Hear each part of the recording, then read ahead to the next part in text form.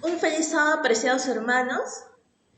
En esta ocasión vamos a realizar la segunda parte del capítulo número 2 del hermoso libro Cristo en su santuario. Sabemos que el título de este capítulo es El santuario celestial en miniatura. Entonces, antes de comenzar a estudiar esta segunda parte del capítulo, vamos a hacer una oración.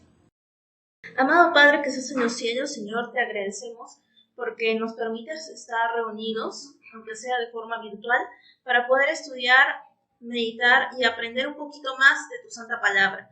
Sabemos de que hay muchas cosas que tenemos que aprender y que estas cosas que aprendemos podamos aplicar en nuestra vida diaria y también sepamos el significado de cada simbolismo, Señor, que tú has transmitido en el Antiguo Testamento.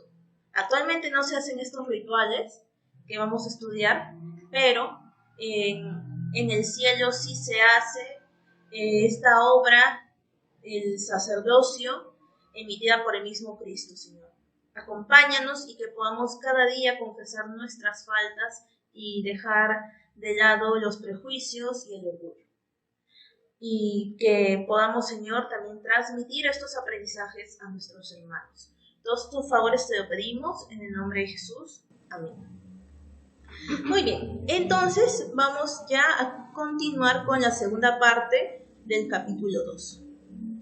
El santuario celestial en miniatura. Muy bien, nos quedamos la vez pasada en la pregunta número 7. Vamos a continuar con la pregunta número 8. Y yo les aconsejaría que ustedes puedan buscar los versículos que también están apareciendo en pantalla para que puedan tener algo de fundamento y puedan ahí revisar un poquito más a fondo ya en el momento en el que ustedes tengan más tiempito. Muy bien, pregunta número 8. ¿Por qué las instrucciones con respecto a cada parte del servicio del santuario eran tan explícitas? Bueno, sabemos que Dios le había dado indicaciones a Moisés de cómo tenía que construir el santuario terrenal en pleno desierto y en medio del campamento de todos los israelitas. También vimos de que esto era con el objetivo de que los israelitas sean conscientes de que Dios estaba en medio de ellos y que no podían cometer los mismos errores que antes. Muy bien, pero ¿por qué tenían que ser tan explícitas las indicaciones, las órdenes de parte de Dios? ¿Cuál era el objetivo? Vamos a ver aquí en este párrafo. Nos dice lo siguiente en la página 33.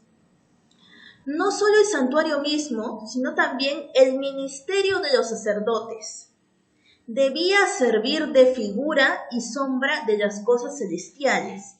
Esto se encuentra en Hebreos capítulo 8, versículo 5. Nos dice aquí, nos reafirma de que todo lo que se hacía en el santuario terrenal tenía que ser una figura o un reflejo de lo que se hace en el santuario celestial. Por eso era de suma importancia.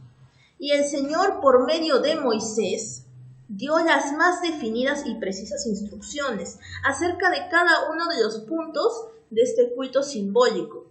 Todo lo que Moisés había escuchado de parte de Dios tenía que realizarse al pie de la letra. No podía faltar una parte de este ritual, todo se tenía que hacer tal y cual como Dios lo había indicado. El ministerio del santuario consistía en dos partes. Hay que recordar eso. El ministerio del santuario tenía dos partes. ¿Cuáles eran esas dos partes? El servicio diario y el servicio anual. Ambos eran importantes. El uno y el otro iban de la mano. Era así. No podías dejar de tú participar del servicio diario y solo participar en el servicio anual. No. Tenías que participar en los dos como una persona, un habitante de esa época. Entonces era así, porque ambos eran muy importantes. El servicio diario se efectuaba en el altar del holocausto. El altar del holocausto estaba en el atrio, mientras que el servicio anual se realizaba en el lugar santísimo, ¿no? Entonces, el servicio diario se realizaba solamente en estos dos espacios, atrio y lugar santo. Pero el anual se hacía específicamente en el lugar santísimo. esto tiene suma importancia. Por casualidad, no es que se haya tomado esta decisión de hacer estos eventos en lugares distintos, no. Tenía un significado. Vamos ya a ir viendo eso más adelante. Ahora vamos a entrar a la parte de los sacrificios. ¿Qué doble significado tenía el requerimiento de que el animal para el sacrificio fuera sin defecto? Si nosotros vamos a leer el libro de Levíticos, vamos a ver de que no se podía brindar cualquier cosa como sacrificio para el Señor. Tenía que ser un animal determinado y tenía que estar sin defecto. Si yo quería dar un cordero, no podía ser un cordero cojo, no podía ser un cordero tuerto, no podía ser un cordero con manchas, no, tenía que ser un cordero de un solo color, limpiecito y sano.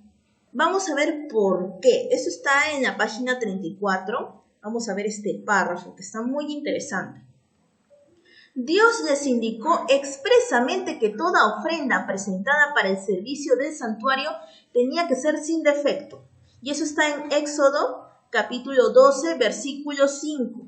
Los sacerdotes tenían una larga y ardua labor en este tiempo. Tenían que verificar, porque iban bastantes personas y en el servicio diario iban cantidad de personas y no solo en la mañana, también iban en la tarde, porque en esos momentos del día se hacía este servicio diario. Los sacerdotes tenían que verificar que los animales que se presentaban no podían tener defectos. Eso es lo que nos dice aquí.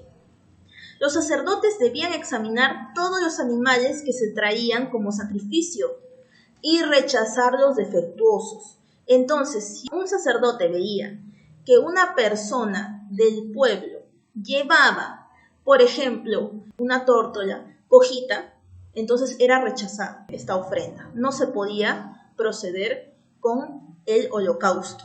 Así era, así de riguroso era esta orden de que los animales estuvieran sin defecto. Solo una ofrenda sin defecto podía simbolizar la perfecta pureza de aquel que habría de ofrecerse como cordero sin mancha y sin contaminación. Entonces, todos estos sacrificios, todas estas ofrendas, todos estos animales sin mancha, sin defecto, simbolizaban al mismo Jesús que se iba a entregar como cordero sin mancha y sin contaminación. Entonces, aquí también nos podemos dar cuenta que Cristo no tuvo ningún pecado en su interior, no albergó ninguna tendencia al pecado. Entonces, imagínense qué tal paralelismo entre las ofrendas del Antiguo Testamento y el mismo Jesús, ¿no? Es de verdad para analizarlo bastante este punto. Y esto está en Primera de Pedro, capítulo 1, versículo 19. El apóstol Pablo señala estos sacrificios como una ilustración de lo que los seguidores de Cristo han de llegar a ser. Dice, así que, hermanos, os ruego, por las misericordias de Dios, que presentéis vuestros cuerpos en sacrificio vivo, santo, agradable a Dios, que es vuestro culto racional. Romanos 12:1. En conclusión, nos dice que tenemos que entregarnos al servicio de Dios y debiéramos tratar de hacer esa ofrenda tan perfecta como sea posible. Nosotros deberíamos continuamente tratar de limpiar nuestro ser, nuestra vida, hacer las cosas bien, ya no cometer los mismos errores de antes, ofrecernos a Dios como sacrificio vivo. ¿Por qué? Porque eso es agradable para Dios. Y eso nos especifica en este texto bíblico.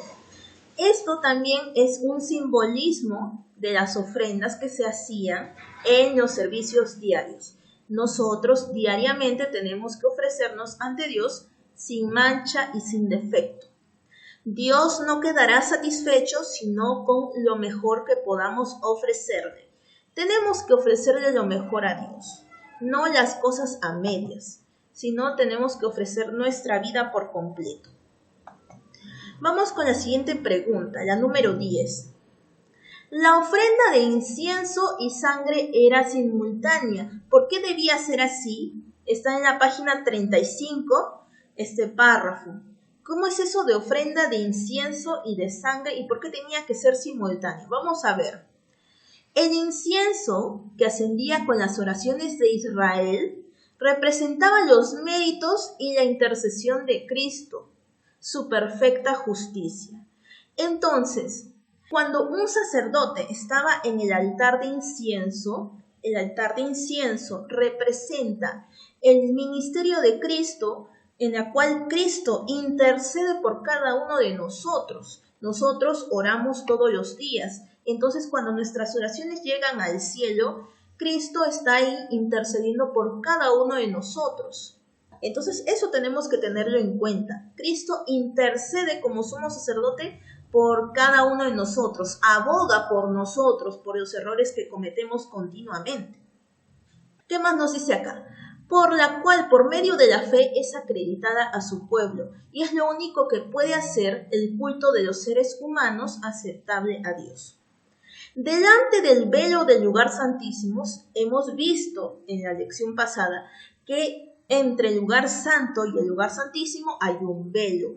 Entonces, delante de ese velo está el sumo sacerdote ante el altar de incienso, y detrás del velo que está el arca del pacto, donde está la ley de Dios. Muy bien, entonces delante del velo del lugar santísimo había un altar de intercesión perpetua.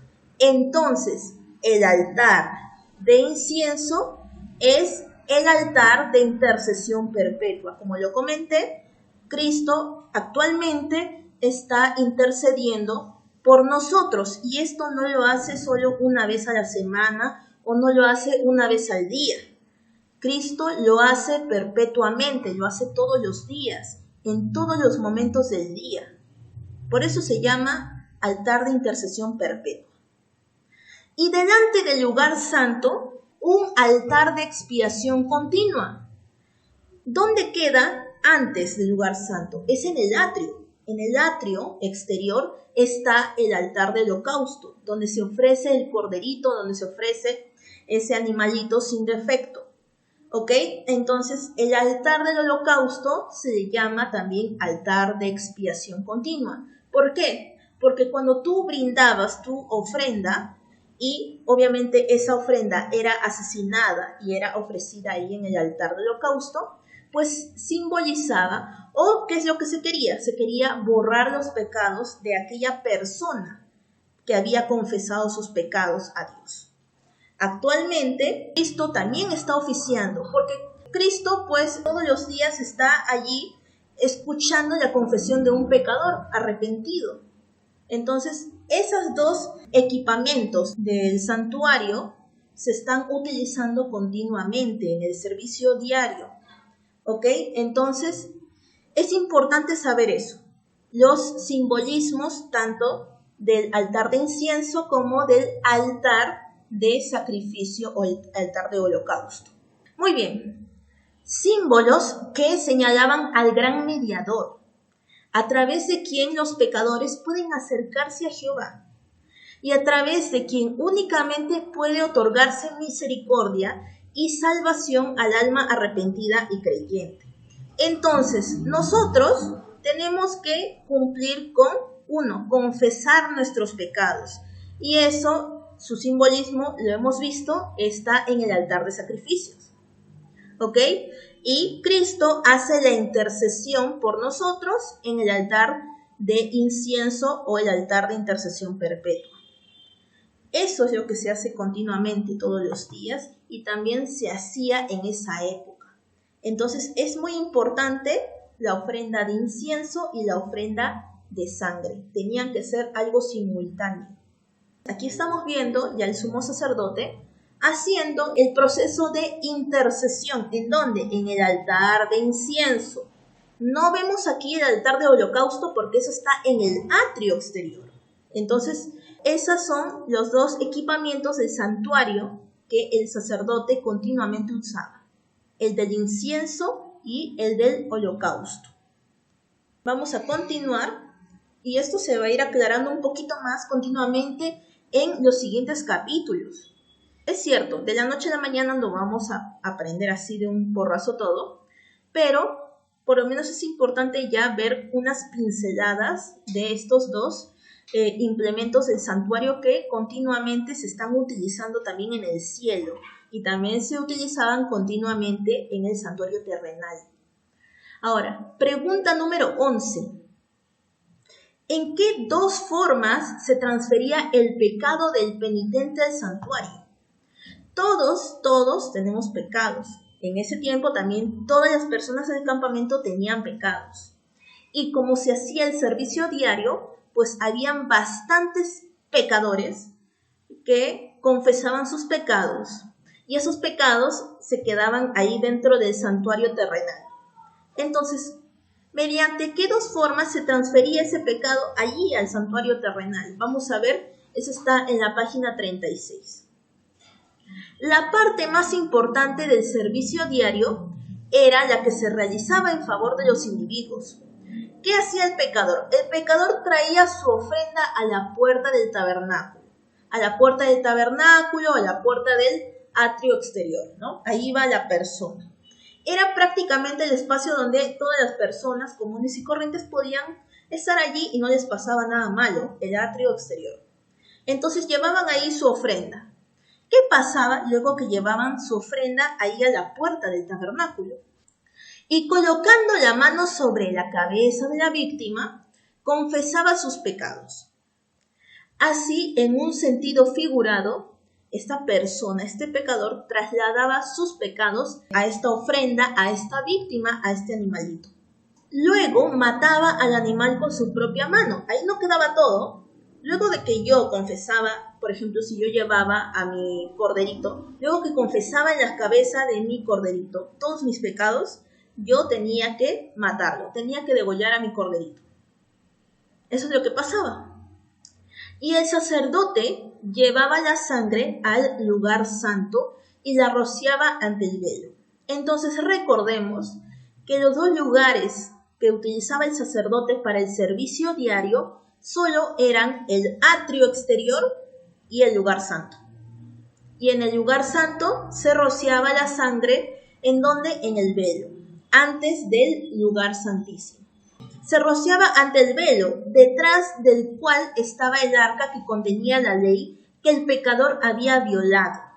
Entonces, prácticamente podríamos decir que la sangre que se rociaba en el velo y delante del arca del pacto donde estaba la ley de Dios, simbolizaba de que el pecador se estaba arrepintiendo de sus pecados por haber violado, transgredido la ley de Dios. Y eso se hacía todos los días. Y eso lo tenían que hacer todas las personas del campamento. Con esta ceremonia, y en un sentido simbólico, el pecado era trasladado al santuario por medio de la sangre. ¿Se acuerdan ese versículo que dice, la paga del pecado es muerte, mas la dádiva de Dios es vida eterna en Cristo Jesús?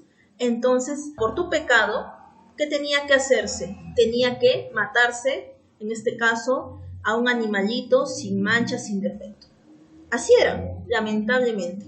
De esa forma se trasladaba entonces el pecado de una persona al santuario, mediante la sangre de un animalito. En algunos casos no se llevaba la sangre al lugar santo, pero el sacerdote debía comer la carne, tal como Moisés ordenó a los hijos de Aarón, diciendo, la dio él a vosotros para llevar la iniquidad de la congregación. Eso está en Levíticos 10:17. Las dos ceremonias simbolizaban por igual el traslado del pecado del hombre arrepentido del santuario.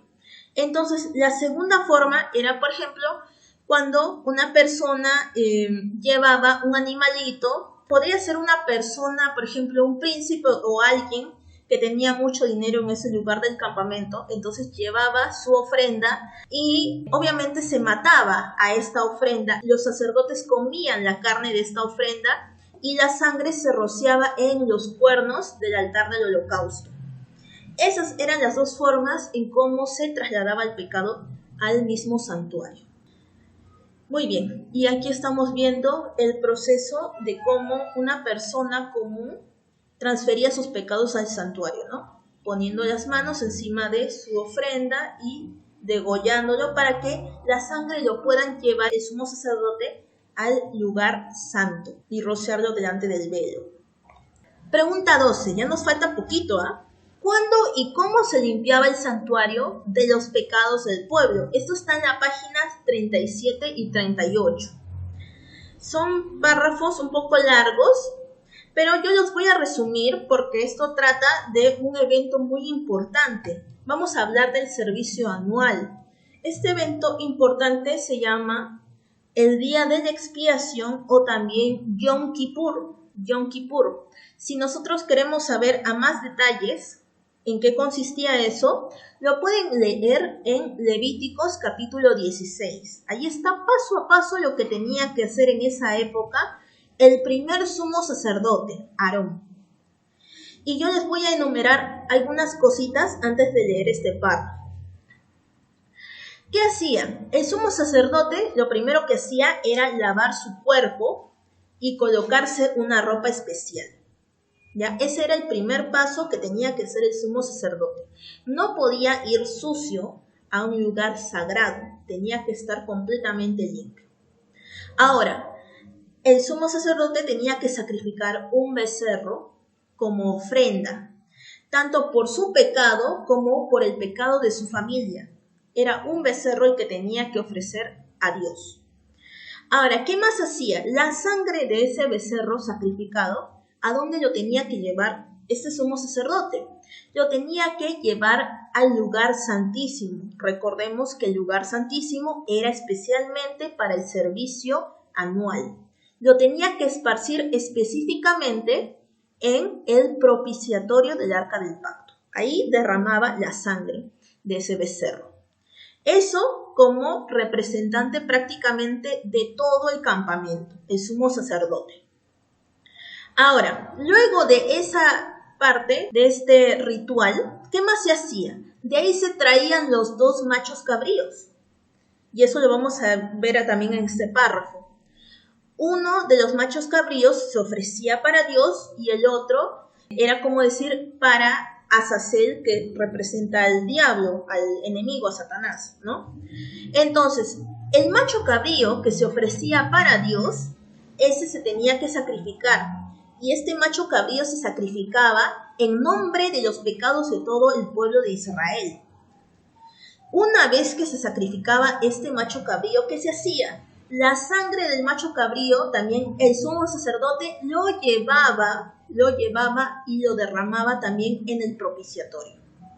Entonces, prácticamente, tanto el líder o representante del pueblo, que era el sumo sacerdote, como todo el pueblo de Israel estaban pidiendo perdón a Dios y estaban pidiéndole a Dios que pueda borrar y quitar todos sus pecados. Eso era lo que representaba esta parte de este ritual o de este servicio anual.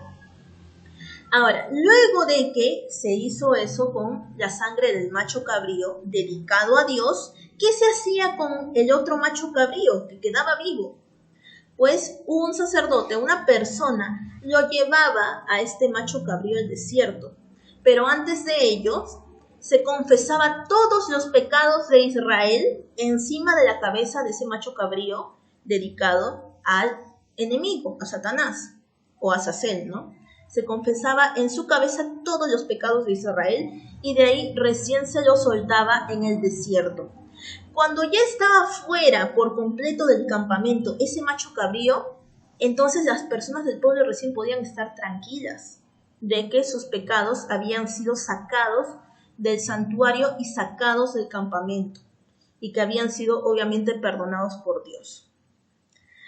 Entonces en eso consistía este ritual o este servicio del día de la expiación. Era un momento muy solemne y solo se realizaba una vez al año. Ahora voy a leer rápidamente este párrafo. Una vez al año, en el gran día de la expiación, el sacerdote entraba al lugar santísimo para limpiar el santuario. La obra allí desarrollada completaba el ciclo anual de ceremonias. Es como decir el último día del año prácticamente. En el día de la expiación se llevaban 2 machos cabríos a la puerta del tabernáculo y se echaba suerte sobre ellos, una por Jehová y otra por Azazel. Levíticos 16:8. El macho cabrío, sobre el cual caía la primera suerte, debía matarse como ofrenda por el pecado del pueblo, y el sacerdote debía llevar la sangre dentro del velo y rociarla sobre el propiciatorio. Ya eso es lo que les comenté, ¿no? El propiciatorio que estaba encima del arca del pacto. Así purificará el santuario a causa de las impurezas de los hijos de Israel, de sus rebeliones y de todos sus pecados. De la misma manera hará también al tabernáculo de reunión, el cual reside entre ellos en medio de sus impurezas. Entonces, ya les he detallado un poquito cómo era el proceso que se hacía en este día de la expiación. Y estas personas del campamento no podían estar ahí riéndose, estar contándose chistes, ¿no? Tenían que estar acongojados, tenían que estar un poco apesadumbrados. Entonces las personas tenían que estar muy preocupadas, ¿no? Y pondrá Aarón sus 2 manos sobre la cabeza del macho cabrío vivo y confesará sobre él todas las iniquidades de los hijos de Israel, todas sus rebeliones y todos sus pecados, poniéndolos así sobre la cabeza del macho cabrío. Y lo enviará al desierto por mano de un hombre destinado para esto. Eso también ya les comenté, eso se hacía con el macho cabrío vivo. Y aquel macho cabrío llevará sobre sí todas las iniquidades de ellos a tierra inhabitada, y dejará el macho cabrío por el desierto. Eso está en el versículo 21 y también 22 del capítulo 16 de Levíticos. Solo después de haberse alejado el macho cabrío de esta manera, se consideraba al pueblo libre de la carga de sus pecados. Todo hombre debía contristar su alma mientras se verificaba la obra de expiación. Tenía que estar acongojado y triste porque eran todos los pecados que estaban confesando ante Dios. Entonces no podían estar tranquilos, no podían estar contentos, ¿no? Tenían que estar allí un poquito tristes porque estaban prácticamente ante Dios confesando todas las cosas malas que habían hecho. Y que también querían que Dios borre esos pecados de su vida, de su ser. Todos los negocios se suspendían y toda la congregación de Israel pasaba el día en solemne humillación delante de Dios, en oración, ayuno y profundo análisis del corazón. Entonces ellos también se ponían a pensar, ¿qué cosas malas he hecho durante este año y qué es lo que no debo hacer el siguiente año? Lo que yo tengo que cambiar para ser una mejor persona. Entonces eso era lo que hacían las personas de Israel, ¿no? Muy importante esta festividad. Pregunta 13. ¿Qué objetos vio Juan cuando se le mostró en visión? El primero y el segundo compartimientos del santuario celestial. ¿Cuál es la gloria y grandeza del templo celestial? Vamos a ver eso en la página 38 y 39. Nos estamos prácticamente trasladando al apóstol Juan, ¿no? El último apóstol de Jesús que pudo ver en visión el santuario celestial. No todos han tenido la dicha de ver el santuario celestial, solo pocas personas. Entonces, ¿qué es lo que pudo observar el apóstol Juan en la isla de Patmos? Vamos a ver. Cuando en visión se le mostró al apóstol Juan el templo de Dios que está en el cielo, vio que allí ardían 7 lámparas de fuego. Sus 7 lámparas de fuego. ¿Cómo es eso? Es algo un poquito difícil de imaginarse, pero eso estaba allí en el templo, en el santuario celestial. Vio también a un ángel que tenía un incensario de oro. Imagínense, los implementos eran de oro y fuego, allí en el santuario celestial. Y se le dio mucho incienso para añadirlo a las oraciones de todos los santos, sobre el altar de oro que estaba delante del trono. Apocalipsis, capítulo 4, versículo 5 y Apocalipsis 8, versículo 3. Vamos a ver qué quiere decir esto. Se le permitió al profeta contemplar el lugar santo del santuario celestial. Y en el mismo lugar santo del santuario celestial, ¿qué es lo que pudo observar? Vio allí las 7 lámparas de fuego y el altar de oro. Ah, muy interesante. ¿Y esos qué representaban? Representaban el candelero de oro de 7 brazos y el altar de oro que representaba el altar de incienso. Ah, entonces, veamos aquí simbolismo. 7 lámparas equivale al candelabro de oro de 7 brazos y el altar de oro del santuario celestial representa en el santuario terrenal el altar de incienso. Y estos 2 implementos están en el lugar santo, ¿no? Y en el santuario celestial también estos 2 implementos, que son las 7 lámparas y el altar de oro, también están en el lugar santo. Entonces nos podemos dar cuenta de que prácticamente la copia es la misma. El santuario terrenal copió muy bien lo del santuario celestial. Entonces sí se cumplió esa indicación de Dios. Muy bien. Representados por el candelero de oro y el altar de incienso o perfume en el santuario terrenal. Nuevamente el templo de Dios fue abierto en el cielo y vio el lugar santísimo. Ya. Cerramos entonces el episodio del lugar santo y ahora vamos a pasar al lugar santísimo. ¿Qué es lo que Juan vio en el lugar santísimo de ese santuario celestial? Detrás del velo interior. Allí contempló el arca de su pacto. Entonces, en el santuario terrenal, ¿dónde estaba el arca del pacto? También estaba en el lugar santísimo, detrás del velo, detrás de la cortina. Ah, entonces también esa parte está igualito, es una copia, ¿no? Entonces sí se ha hecho bien la miniatura, la representación del santuario celestial. Muy bien. Eso está en Apocalipsis capítulo 11, versículo 19. Representada por el arca sagrada construida por Moisés para contener la ley de Dios. Entonces, prácticamente sí se cumplió la indicación de Dios de que el santuario terrenal era la miniatura del santuario celestial. Para aquellos que dicen que no existe el santuario celestial, pues esto prácticamente refuta aquella mentira. Ningún edificio terrenal podría representar la grandeza y la gloria del templo celestial. La morada del Rey de Reyes, donde millares de millares le sirven y millones de millones están delante de él. Daniel capítulo 7, versículo 10. De ese templo henchido de la gloria del trono eterno, donde los serafines, sus guardianes resplandecientes, se cubren el rostro en adoración. Sin embargo, las verdades importantes acerca del santuario celestial y de la gran obra que allí se efectúa en favor de la redención del hombre, debían enseñarse mediante el santuario terrenal y sus servicios.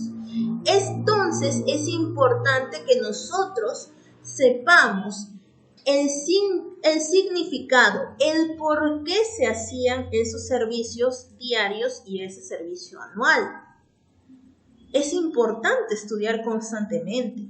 En un solo capítulo no basta. Todos los días deberíamos estudiar y analizar sobre la importancia del santuario terrenal. El santuario terrenal que nos deja una gran enseñanza y una gran lección de la reverencia que hay en el santuario celestial. Porque en el santuario celestial está la presencia física del mismo Dios y están también los santos ángeles ahí honrando y venerando a Dios, cubriéndose con las alas su rostro y diciendo santo, santo, santo. Entonces es importante también practicar la reverencia y saber la importancia del santuario. Todos los días tenemos que estudiar ello. Y eso también es la gran obra que Cristo está haciendo todos los días por cada uno de nosotros. Ya vamos con la última pregunta. ¿Cuáles eran los servicios diarios y anuales del santuario? ¿Y cómo se conectaban entre sí? Aplícalos al ministerio de Cristo como nuestro sumo sacerdote y a la limpieza del santuario celestial del registro de pecados. Entonces, la limpieza del santuario ¿En qué momento se hacía? Se hacía en el día de la expiación. Va a haber un tiempo determinado en el cual Cristo va a tener que quitar todos los pecados del santuario celestial. Para ello tendremos que habernos cada día confesado nosotros los pecados. ¿Por qué? Porque para quitar los pecados, ¿no? Obviamente, uno ya debe de haberlos confesado. Si tú no confiesas, pues no se puede quitar ningún pecado porque no te has confesado. Entonces, ese momento determinado ya va a ser al fin de estos tiempos. Al fin de estos tiempos. Y los pecados que han sido confesados, para que sean quitados del santuario, van a transferirse al macho cabrío, a Azazel. En este caso, que es Satanás. Satanás va a cargar con todos los pecados confesados de todas las personas. Pero si tú no has confesado tus pecados, entonces tú vas a quedarte con esos pecados y Satanás no los va a llevar. Entonces ahí tú vas a tener que pagar el precio por haber pecado y por no haberte confesado. Vamos a ver qué nos dice este párrafo. Páginas 38 al 40. Como el ministerio de Cristo iba a consistir en dos grandes divisiones, ocupando cada una un periodo de tiempo, teniendo un sitio distinto en el santuario celestial, asimismo la administración típica consistía en el servicio diario y el anual. Entonces, el servicio diario es lo que se está haciendo actualmente todos los días, porque todos los días estamos confesando nuestros pecados y esos pecados están yendo directamente al santuario celestial. Todos los días, cuando tú oras y confiesas tus pecados, van directo al santuario celestial. Ese es el servicio diario que Cristo está haciendo actualmente. Como Cristo, después de su ascensión, compareció ante la presencia de Dios para ofrecer su sangre en beneficio de los creyentes arrepentidos, ¿eso en qué momento lo hizo? Nos dice aquí que Cristo, cuando ascendió al cielo, ofreció la sangre de su sacrificio ante Dios. Entonces ahí ya había hecho esa parte del ritual del servicio diario, ¿no? Que nosotros dijimos del altar de holocausto, ¿se acuerdan? Entonces eso es lo que ha hecho Cristo. Después que ascendió al cielo, ofreció su sangre del sacrificio que Él hizo en la cruz por cada uno de nosotros. Pero ahora a nosotros nos corresponde confesar nuestros pecados. Porque de nada sirve que Cristo haya ofrecido su sangre cuando tú no confiesas sus pecados. Todavía tus pecados están allí. Ahí están grabados. Entonces tienes que confesarlos para que el sacrificio de Cristo valga la pena. Por ello es importante, ¿no? Entonces en esto consiste el servicio diario y Cristo lo comenzó a realizar desde que ascendió al cielo. En el servicio diario, el sacerdote rociaba la sangre del sacrificio en el lugar santo en favor de los pecadores. Aunque la sangre de Cristo habría de librar al pecador arrepentido de la condenación de la ley, no anularía el pecado. Por eso tienen que confesar todos los días su pecado. Porque Cristo ofreció su sangre, pero si tú no confiesas, va a quedar allí todavía tu pecado en los registros del cielo. Entonces es importante que confieses tus pecados, porque la sangre no anula el pecado. Así nos dice, no anula el pecado. Este quedaría registrado en el santuario hasta la expiación final. La expiación final, ya lo acabo de mencionar, que es cuando se va a hacer toda la limpieza en el santuario. Se van a borrar todos los pecados que han sido confesados.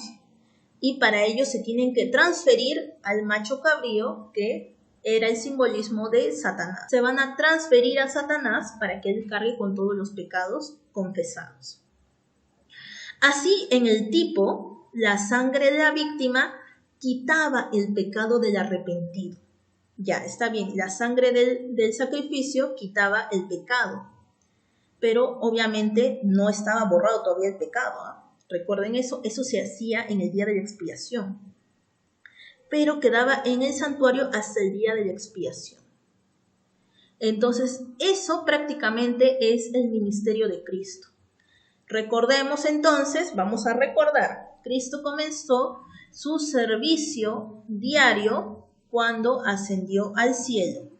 Apenas ascendió al cielo, se puso en presencia del Padre, de Dios, se puso en presencia del Padre y ofreció la sangre de su sacrificio en la cruz por todos nosotros. Ahora nosotros tenemos continuamente que confesar nuestros pecados para que puedan ser borrados, para que puedan ser quitados. Y definitivamente se va a borrar cuando, en el momento de la expiación final. Y eso lo vimos, que es cuando Satanás va a cargar con los pecados de las personas que se han confesado ante Dios. Entonces, eso va a ser en donde, en el fin del tiempo de gracia. Y ahí ya no va a haber más que uno va a pedir perdón y Dios va a seguir, Jesús va a seguir intercediendo. No, ya no. Ahí ya se cerró la puerta de la gracia. Muy bien, si alguno de ustedes tiene algún comentario más, lo puede realizar. Sí, ahí en Apocalipsis 22:11, si me ayuda mi secretaria, a ver, por favor, lee qué dice. El que es injusto, sea injusto todavía, y el que es inmundo, sea inmundo todavía, y el que es justo, practique la justicia todavía, y el que es santo, santifíquese todavía. Esas son las palabras de Cristo en el mismo momento, en el mismo día de la expiación final, o en el mismo día del fin del tiempo de gracia. Eso va a ser prácticamente el sellamiento final tanto de los santos como también para la perdición de los que nunca han confesado sus pecados. Y todos los pecados confesados del pueblo de Dios serán transferidos inmediatamente ese mismo día sobre Satanás, que es el portador del pecado, que hizo cometer pecados al pueblo de Dios. Así va a ser. Entonces es muy importante nosotros podamos estudiar sobre el día de la expiación y sobre el paralelismo que tiene con estos últimos tiempos, específicamente con el fin del tiempo de gracia. Nosotros estamos en el tiempo de gracia y en el tiempo de gracia todavía se realiza este servicio diario en el santuario celestial, pero ya cuando se cierre la puerta de la gracia, ahí ya no va a haber más que uno va a pedir perdón a Dios, no, ya no, porque Cristo va a salir del santuario celestial. Entonces, ¿quién va a abogar por cada uno de nosotros? Nadie, porque el cielo va a quedar totalmente vacío, el santuario celestial va a quedar totalmente vacío. Va a haber una gran limpieza del santuario celestial. Entonces, es muy importante que nosotros aprendamos este significado del servicio diario y el servicio anual, y tenemos que reflexionar que nosotros cada día tenemos que confesar nuestros pecados a Dios para que eso pueda ir directo a Satanás y nosotros podamos quedar limpios y también podamos ser dignos de estar con los salvados y con nuestro Dios en el cielo. Ese es el objetivo de cada uno de nosotros. Entonces nos queda una gran obra por hacer en estos momentos. Primero por nosotros mismos y luego por los demás. Tenemos que ver primero por nosotros mismos. Muy bien, entonces, conclusión final. Todo lo que se ha hecho en el santuario terrenal es una figura de lo que se hace en el santuario celestial continuamente. ¿Quién es nuestro sumo sacerdote? Jesús es nuestro sumo sacerdote. Entonces, espero que este estudio les haya servido bastante de comprensión. Yo también he estado aprendiendo un poquito más. Y bueno, seguiremos aprendiendo juntos a lo largo de estos estudios, de estos capítulos que continúan de este libro, Cristo en su santuario. Ahora sí, para culminar, les invito a que me acompañen con la oración final y que todo lo que hemos aprendido hoy, pues lo pongamos en práctica, que es lo más importante. Que no sea algo teórico, sino que también sea algo práctico. Muy bien, entonces vamos a pedirle a nuestra hermanita que nos dirija la oración final. Padre amado que estás en los cielos, Señor, una vez más agradeciéndote por el inmenso amor que derramas día a día por nosotros, porque perdonas nuestras faltas, nuestros pecados, Señor. Te pedimos una vez más que nos ayudes a cambiar nuestro carácter mediante tu Santo Espíritu, Señor, obra en nosotros. Ayúdanos, Señor, a mejorar, utilízanos como siervos tuyos y, Señor, te pedimos que siempre tú dirijas nuestro camino, nuestro andar y que todas las cosas que querramos hacer sean dirigidas por ti y bajo tu voluntad. Te agradecemos por todo, Señor, por este bello día. que nos has dado este santo sábado para honrarte y glorificarte. Te lo agradecemos en nombre de Jesús. Amén. Amén.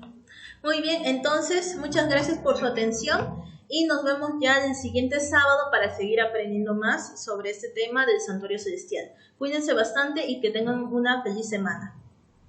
Amén. Amén.